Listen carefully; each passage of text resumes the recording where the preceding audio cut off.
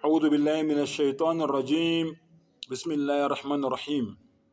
ولن ترضى عنك اليهود والنصارى حتى تتبع ملتهم. Allahu Akbar. Kela Allah abusise ukufunda kwezwi lakhe egameni lika Allah onomusa onesihawu. Bafowethu kuleli verse leli Inkosi yamakhosi, the King of Kings, akutshela ngathi mawuzofunda iQuran oyitshela ukuthi ungena esigodlweni uyolalela inkosi yamakhosi. Allah usitshela straight, umdali wethu usitshela straight uthi walan tarda anka alyahudu wan nasara, amajuda namakristu. Uma ngikhuluma ngamakristu ngikhuluma ngamaRoma, ngikhuluma ngamaNazaretha, ngikhuluma ngamakristu, ngikhuluma ngamawashtawa, ngikhuluma wonke umuntu okholelwe eBhayibhelini. Uthi Allah amajuda, amaRoma, amakristu, amawashtawa, amaRoma, wonke umuntu okholelwa eBhayibhelini. Allahu Akbar. Allah says walan tarda, angeke baze bajabule ngani, kumele nihlale nikwazi lokho. So lento lezi enzenzayo zokungithuka, zokuthi ngiyahlanya, zokungihleba, zokungisabisa, zokungizingela, zokungifuna ama location, akungithusi nakancane. Ngoba akuqala ukwenzeka kimi, akugcini futhi ngokwenzeka kimi. Wonke umuntu okhuluma iqiniso, ngisho engelona iMuslim, engasiyisulumane, ngisho emndenini, ngisho enhlanganweni ethize, ngisho emphakathini, ngisho emsebenzini, uma uke wamela nje iqiniso, usunyama nambana kulabo bantu laba abangazwani nalelo qiniso lelo. Usuyimvu wena emhlophe phakathi kwezimvu ezimnyama, bazokwenza sure ukuthi awubonakali nokubonakala. So uAllah uyasitshela ke namhlanje ukuthi lalelani, uqhubeni lo mlayezo lo. Fa innama alayka albalagh, okwenu ukubanikeza umlayezo, wa alayna alhisab, yimina mdali engizobehlulela ngalo mlayezo nina enibanikeze wona. So asikhathazeki, ningasithuka nigcine la nithanda khona. Nesithunywa sika Allah uMuhammad sallallahu alaihi wasallam ayena yedwa, bonke zonke izithunywa zakhe ezinye zabulawa. Nabi Zakaria alayhi salatu wasalam was beheaded, and his son also.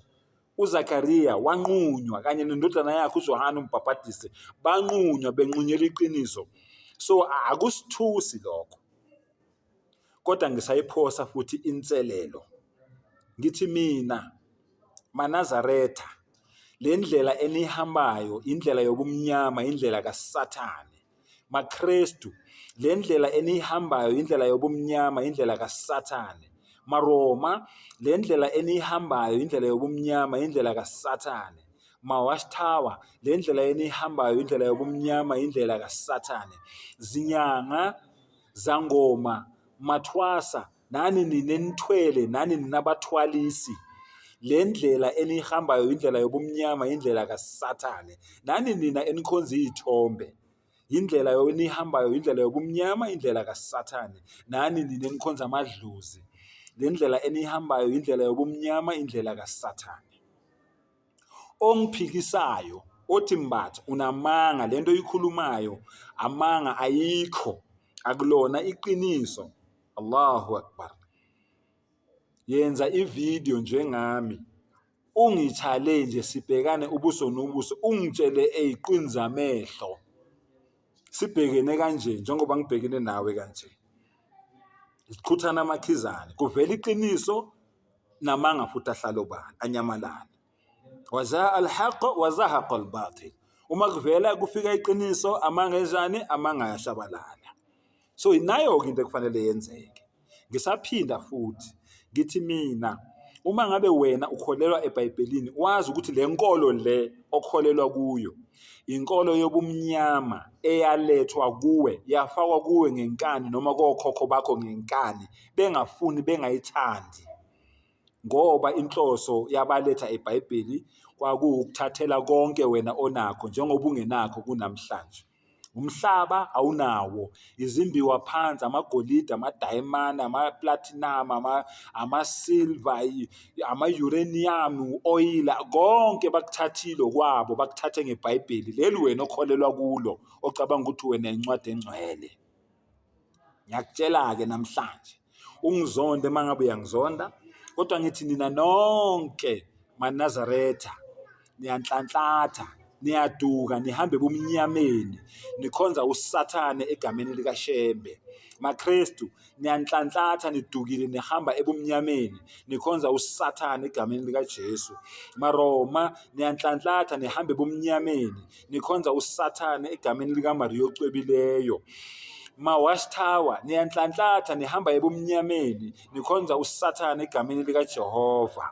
Nani nina enikhonza amadlozi, niyanhlanhlatha, nihamba ebumnyameni, nikhonza uSathane egameni lamadlozi. Nawe wena okhonza isithombe, uhambe ebumnyameni, ukhonza uSathane egameni lalesithombe leso sikhonzayo. Nawe wena othwele, uhamba ebumnyameni, ukhonza uSathane egameni lalesithwalo wena osithathile. Uma ngabe uyangiphikisa, yenza ivideo, utshela umhlaba wonke ukuthi hayi mina uShandu ngiyamchallenge, ngiyamfuna bume, sibhekene kanje, ngimtshele mina iqiniso engilaziyo, ngoba lela alikhiphayo angiliboni mina kuyiqiniso. Wena-ke wozane lakho iqiniso. Ningagcini ngokungithuka lapha kuma-comment kuphela, ningagcini ngokungisabisa ningisongele lapha kuma-comment kuphela. Yenza ivideo, ungithuke bume, ubona umhlaba wonke, ungitshele ukuthi ngikhuluma amanga, usho ukuthi amanga engiwakhulumayo ingani ukuthi ngikhuluma amanga. So Allah uthi ekugcineni, qul, batshele abantu, inna hudallahi, ngempela i-guidance, indlela esiyiboniswa u-Allah, huwal huda, is the best guidance, iyona ndlela yeqiniso. Allah uthi sinitshele kuthi noma senikhulumile nakukhuluma konke nayilandela zonke lezinkolo zenu zobumnyama, kodwa ekugcineni sinitshele ukuthi ngempela i-guidance, indlela esiyiboniswa u-Allah, indlela ye-Islam, huwal huda, iyona indlela yeqiniso, iyona i-guidance. Siyanitshela-ke ukuthi ayikho enye inkolo yeqiniso ekhona emhlabeni ngaphandle kwe-Islam.